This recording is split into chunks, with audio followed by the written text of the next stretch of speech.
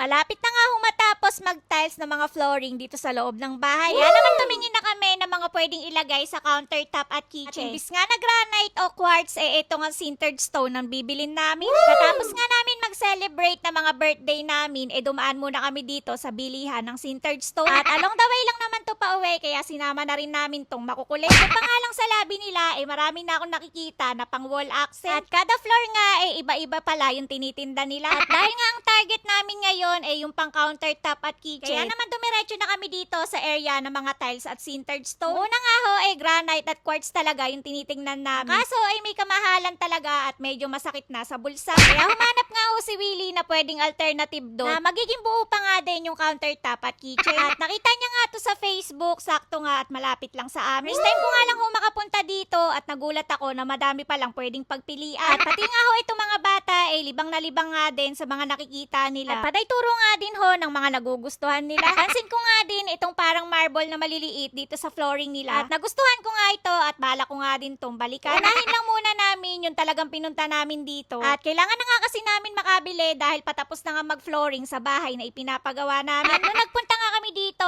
sakto nga na maraming nakasale. At hindi na nga ako tumingin sa mga mamahalin at ang goal nga namin makatipid. Tulad nga neto na 4,399 lang ang presyo. Kaso medyo bitin nga daw to sa counter namin at medyo mahaba nga daw yun. Kaya naman tumingin-tingin pa kami. Ang kaso ang dami nga naming nakikitang maganda. Imbis na saglit nga lang kami dito, tumagal nga kami ng ilang oras. Ito ang isa nagustuhan nga namin at maganda nga to pang wall accent. Lalo na nga ako naka-high ceiling yung bahay, bagay na bagay nga yung mga ganito. Abay, mabalik na nga ho ulit tayo sa target natin. At ito nga ho yung napili namin na pang countertop. Nakuha nga lang namin to ng 4,999. Yung sukat naman neto 2,700 mm by 1,200 mm. Yan nga ho yung sabi sa akin ni Willie, kaya pagkamali siya nga ang sisihin ninyo. Dalawang piraso lang naman yung binili namin. At kinabukasan nga ho, na-deliver naman kaagad via Lalamove. Medyo nakakatakot lang talaga bumili ng mga ganito at kailangan talagang ingatan. Konting mali nga lang ho kasi dito, pwede nga mabiyak at mabasa. Hanggang dibdib ko nga to at medyo malapad nga din. Kaya good luck sa tile setter namin. Ganda na nga rin ho ng paganda dito sa loob ng bahay namin. At yung pagkakabit nga ho kasi ng tiles dito sa flooring, halos patapos na. Tapos na kasi yung sa living at dining area. At ang hindi na nga lang nalalagyan,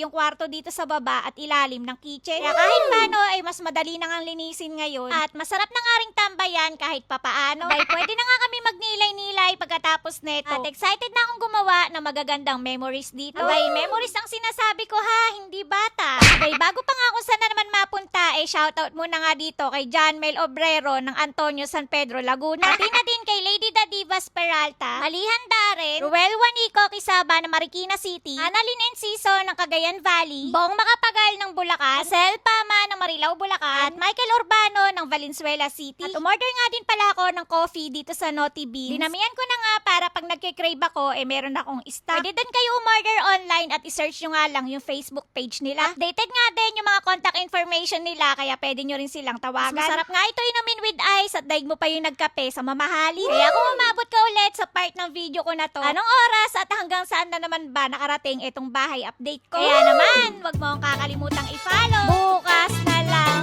uli!